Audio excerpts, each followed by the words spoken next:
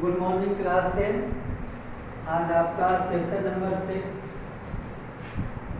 होगा the making of a scientist. ये कौन सी आप बुक पढ़ रहे हैं आप लोग?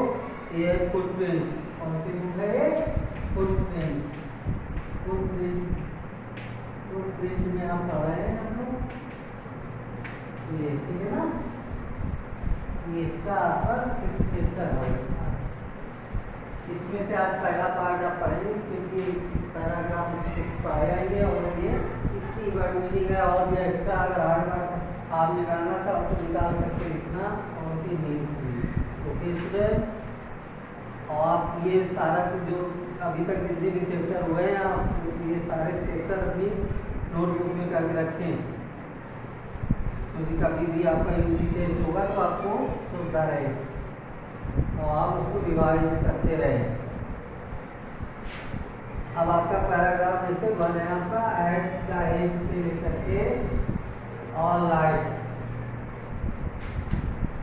अभी अपने पिछले चैप्टर में जाना और यह पढ़ा कि कैसे किस नंबर पर जाना हमने कि कैसे एक वैज्ञानिक गायब होकर के लोगों का सामान निकालता था और कैसे वो पैसे चुरा लेता था। ये हमने चैप्टर नंबर 6 में पढ़ा। सेम एक दूसरा साइंटिस्ट, हमने पिछले साइंटिस्ट के बारे में जाना, आज हम दूसरे साइंटिस्ट के बारे में जानेंगे। The making of a scientist. एक वैज्ञानिक का बनना कैसे होता है आज हम जानेंगे इसी लेसन में। Richard Ebright has received the Shirley scholar award in the screening law award for biochemistry and molecular biology. It was his fascination for butterflies that opened the world of science to him. Richard एब्राइट को biochemistry, जिसको biochemistry को जीव विज्ञान कहते हैं, जीव जैव रसायन कहते हैं, तथा मोलिकुलर बायोलॉजी जिसको हम आणविक जीव विज्ञान कहते हैं, के क्षेत्रों में उन्हें पुरस्कार दिए गए या पदक मिले। तितलियों के प्रति उनके आकर्षण ने विज्ञान की दुनिया के द्वार उनके लिए खोल दिए और उनको यानी एक साइंटिस्ट कैसे वो बनाया, क्योंकि और वो तितलियों के द्वारा साइंटिस्ट बने, क्योंकि उनकी जो जिज्ञासा थी तितलियों को खोजने की, उनके बारे में जानकारी उत्पन्न करने की या जानने की, तो यही चीज उनको एक वैज्ञानिक के तौर पर विस्थापित किया। अब हम जानेंगे समझेंगे कि कैसे उन्होंने तितलियों के बारे में क्या अध्ययन किया। तो पैराग्राफ नंबर 1 आज क्या नाम है? आज की वैज्ञानिक हमारे रिचर्ड एब्राइट। ध्यान रखना क्या है? Richard Ebright. At the age of 22 a farmer scout of the year excited the scientific world with a new theory on how cells work. Richard S. Ebright and his colleague roommate explained the theory in an article in the Proceedings of the National Academy of Science. एक पूर्ववर्ती वर्ष के सर्वश्रेष्ठ सेवक Albert Einstein की जब 22 साल की उम्र थी तो उन्होंने नए सिद्धांत सेल कैसे कार्य करते हैं इस प्रकार किया, या नया सिद्धांत किस प्रकार किया। जब रिचर्ड एब्राइट की उम्र 22 साल की थी, सेल कैसे कार्य करते हैं, से विज्ञान की दुनिया को आश्चर्यचकित कर दिया जब उन्होंने इसकी खोज की।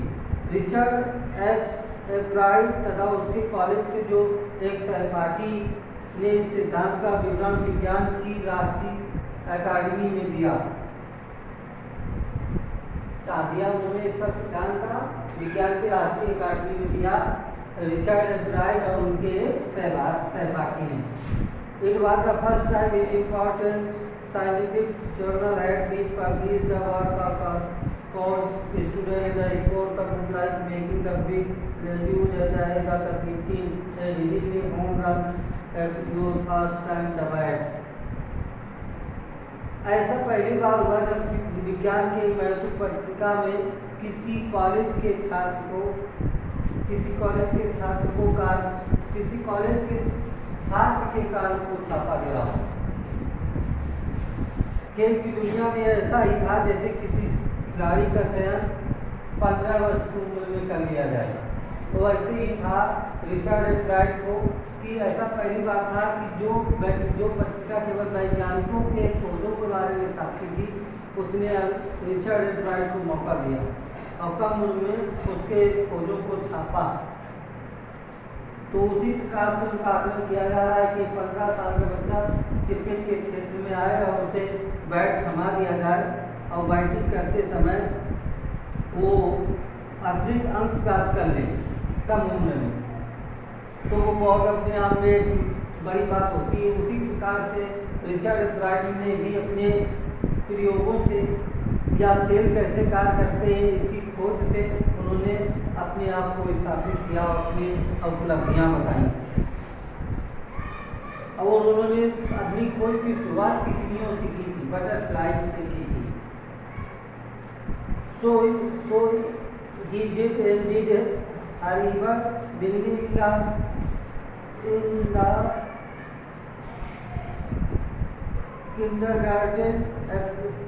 Ebrard collects butterflies with the same observation that admired by his activity. He also collected raw nodules and quills. He became an eager astronomer to sometimes studying all night. एकमात्र बच्चा होने के कारण एब्राइट पेंसिल्वेनिया के उत्तर में बड़ा हुआ। यानी एब्राइट अपने माँ बाप की अकेली संतान थी, इसलिए वो पेंसिल्वेनिया में रहा, वहीं बड़ा हुआ। वहाँ मेरे करने के लिए कुछ ज़्यादा नहीं था। एब्राइट मानते हैं वो निश्चित रूप से मैं किसी फुटबॉल या बेसबॉल का टीम का खेल नहीं खेल सकता था। ये एक चीज़ थी जो मैं कर सकता था, चीज़ों को इकट्ठा। यानी वो ये कहता है कि मुझे बास्केटबॉल और फुटबॉल खेलने का मैं खिलाड़ी नहीं हो सकता था, मुझे चीज़ों इकट्ठा करने का शौक था।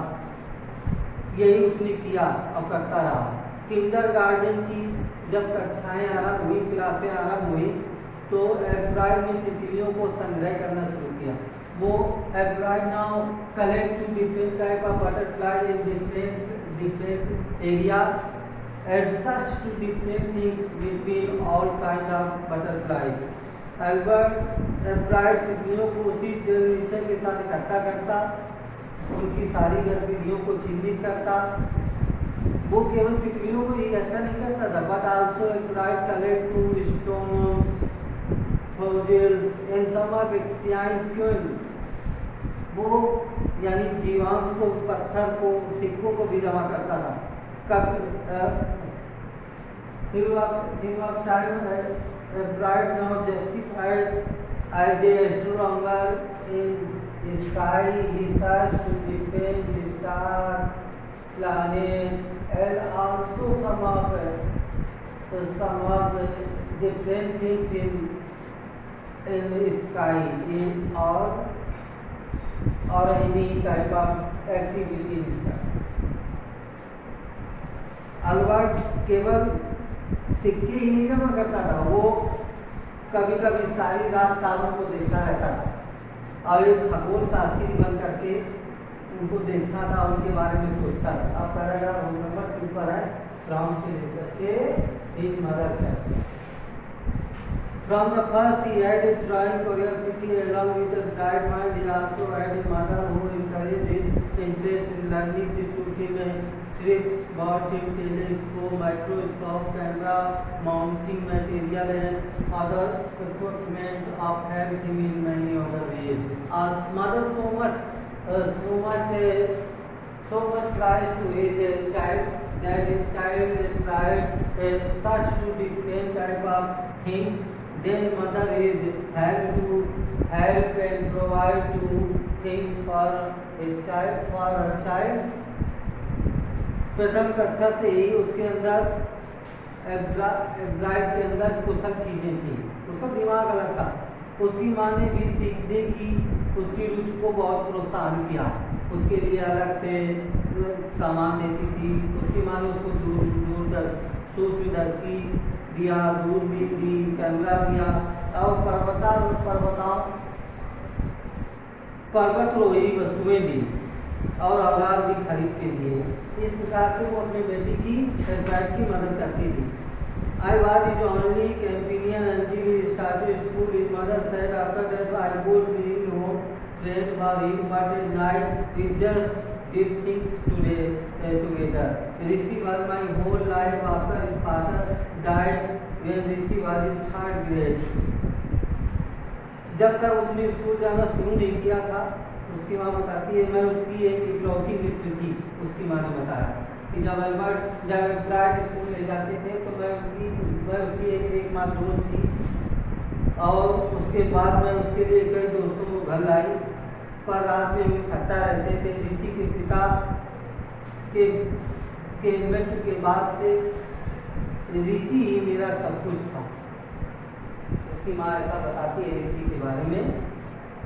I was it on she and her son spent almost every evening at the dining room table. If it didn't have things to do, I found work for him, not physical work and learning, but learning things his mother said.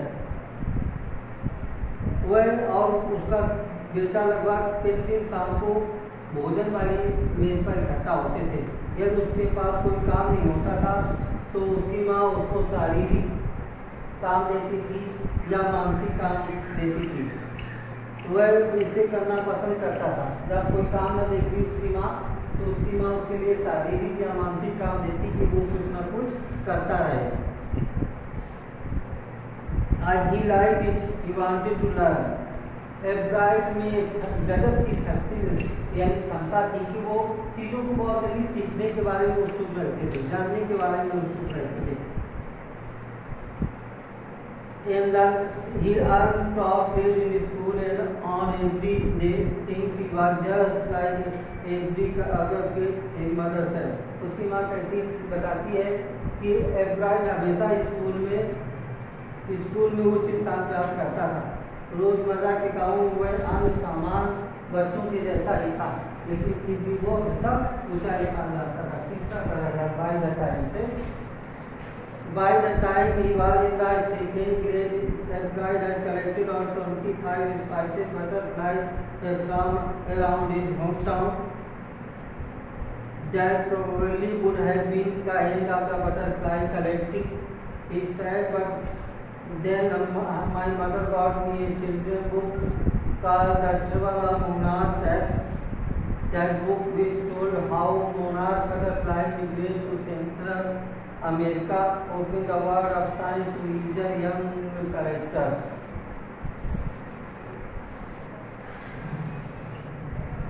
When the time now moved to apply in second class, then he collect more different type of butterflies. Just collect about 25 species of butterflies. 25 different type of butterflies. And of course, his mother provided to a book about monarch butterflies. The book name is The Travel of Monarchs. जब Akbar Einstein second class में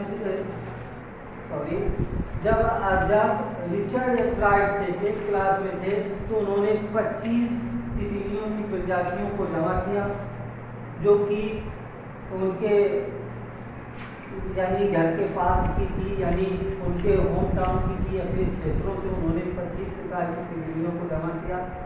शायद वो मेरी तितलियों को एकत्रित करने का अंत था, उसने कहा, पर तभी मेरी माँ ने, मुझे लगता था कि मैंने बहुत सारी तितलियाँ देखी, लेकिन तभी मेरी माँ ने एक बुक मुझे दी जिस बुक का नाम था, शीर्षक था सम्राट दशम की यात्राएं। वह किताब बताती है कि सम्राट की तितलियाँ कैसे मध्य अमेरिका में आई या पहुँची। तो जब उस किताब में उसने मध्य तितलियों के मैंने सम्राट की तितलियों के बारे में सुना तो उस युवा के मन में जिज्ञासा हुई कि विज्ञान की दुनिया को खोज कर रख दिया। जिज्ञासा हुई, उसने हर एक चीज जाना मोनार्च तितलियों के बारे में और संसार को भी अवगत कराया। Paragraph number 4 at the end development. At the end of the book, reader were invited to have a study butterfly migration. They were asked to tag butterfly migrations by Dr. Frederick the architect of the University of Toronto, Canada. Applied Mother wrote to Dr. Arthur and soon applied was attaching light adhesive tag to wings of the monarchs. Anyone who found tag to butterflies was asked to send the tag to Dr. Arthur. पुस्तक के अंत में पाठकों को आमंत्रित किया गया। जब उसने तितलियों के बारे में बहुत जानकारी एब्राइट ने लिखी तो पाठकों को आमंत्रित किया गया टोरंटो विश्वविद्यालय। इस पैराग्राफ को थोड़ा ध्यान सुने। टोरंटो विश्वविद्यालय कनाडा के डॉक्टर फ्रेडरिक ए हार्ट के द्वारा पाठकों से कहा गया कि शोध के लिए तितलियों को बांध कर रखें। एब्राइट की मां ने डॉक्टर हार्ट को एक पत्र लिखा और शीघ्र ही एब्राइट सम्राट तितलियों के पंखों में गोंद युक्त धागे बांधने लगा। यानी उसने प्रयोग ऐसे किए। एब्राइट ने तितलियों के बारे में धागे बांध देता और उनको कलर कर देता, ये सारी गतिविधि करता था, धागे बांध देता था। उससे कहा जाता कि उस तितली को डॉक्टर हार्ट के पास भेज दें। The butterfly collective season around reading last 6 weeks in the summer. See graph below. If you were going to chase them one by one, you won't catch very many. So the next step applied was to rise up top a butterfly. He would catch a female monarch in her eggs and raise them in the basement.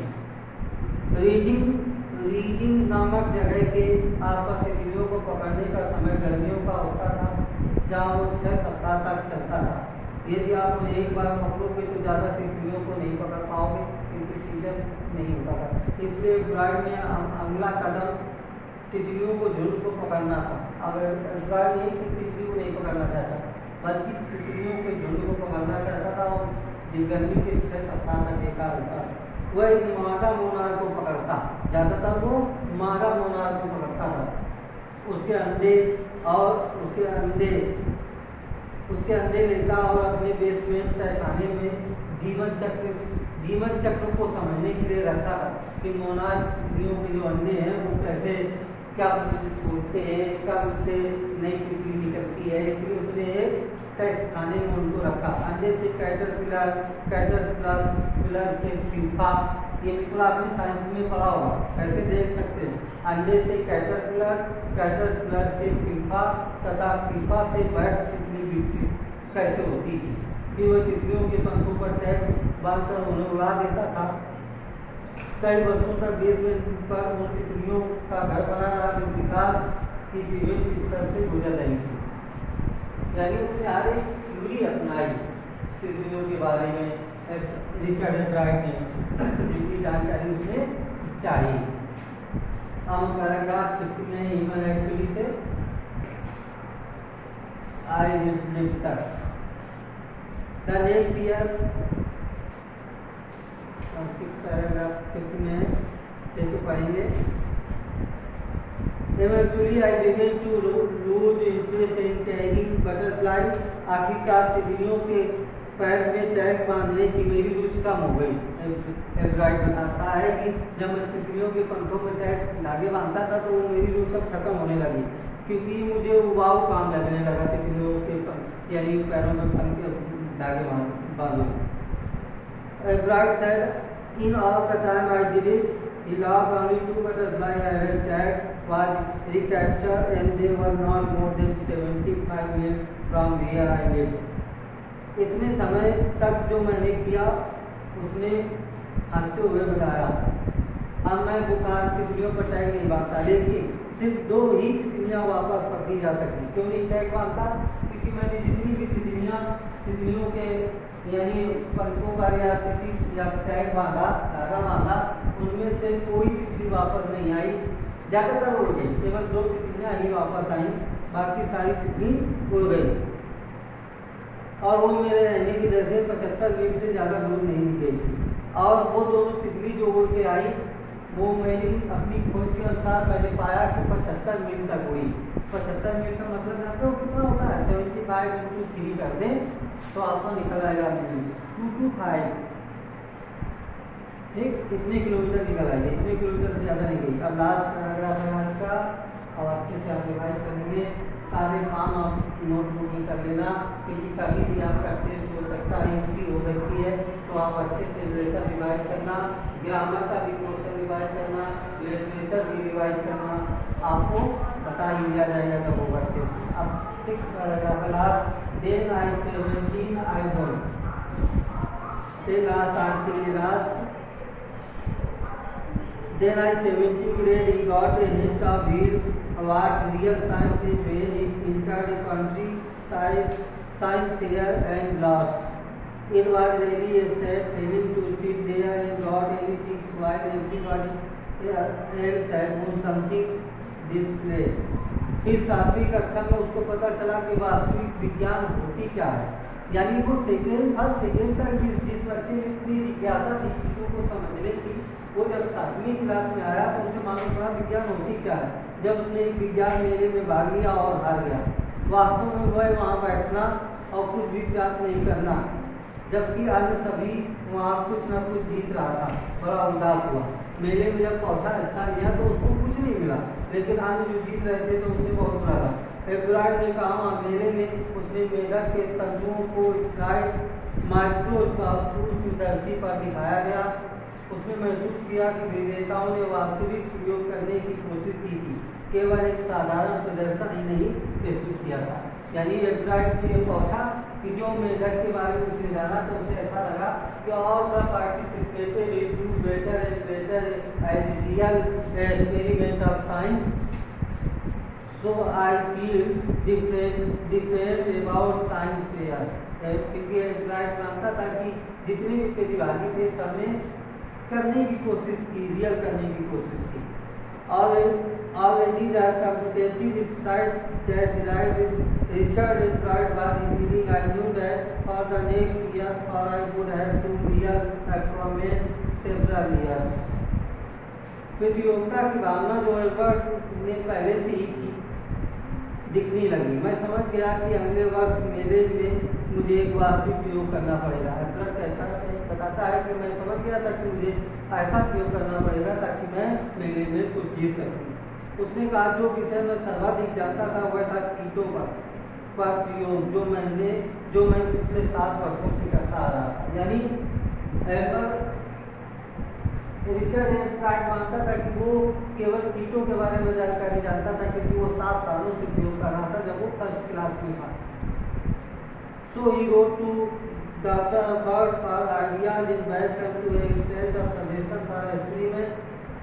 जब उसने फैसला किया कि कीटों के बारे में जानकारी रखेगा, अतः उसने डॉक्टर आर्थहार्ट को पत्र लिखा और तुरंत उसके पास सुझावों का ढेर आ गया। जब आर्थहार्ट ने उसको पत्र लिखा तो आर्थहार्ट ने उसे सुझाव भेजे। उन सुझावों में एब्राइड को हाई स्कूल की पढ़ाई के दौरान व्यस्त रखा और उसको राष्ट्रीय व अंतर्राष्ट्रीय विज्ञान मेले में इनाम की तरफ ले गया। यानी आर्थहार्ट के सुझावों के बाद उसने बहुत अच्छा काम किया। आज का लास्ट पैराग्राफ अब आ रहा है इसी का 6 नंबर का। और इज 8th ग्रेड प्रोजेक्ट, अपनी 8वीं कक्षा के प्रोजेक्ट के लिए एब्राइड ने उस कारण का पता लगाने की कोशिश की जिससे वायरल बीमारी होती थी तथा कुछ वर्ष बाद की दुनिया मर जाती थी। एब्राइड समझता था कि यह बीमारी बीटल नामक कीट से फैलता है। उसने उन्हीं कीटों के बीज तितलियों को पाने की कोशिश की। मुझे कुछ भी वास्तविक परिणाम नहीं मिला। उसने कहा पर मैं आगे बढ़ता गया और दिखाया कि मैंने इस प्रयोग को किया था। इस बार मैं जीत गया। When the Albert Einstein in class so such the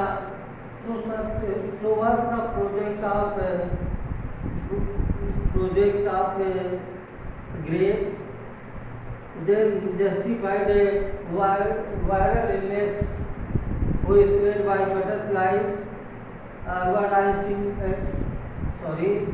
Richard Albright searched to be virus of beetle, या beetle illness who spread by butterflies जो justified so better in experiment.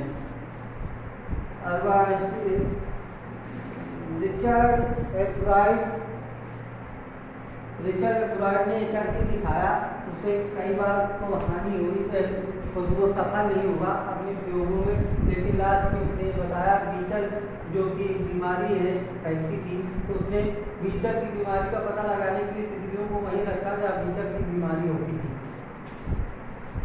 Okay student, आज के लिए इतना ही। Thank you. आज आपने Richard एब्राइड के बारे में जाना। Okay, thank you.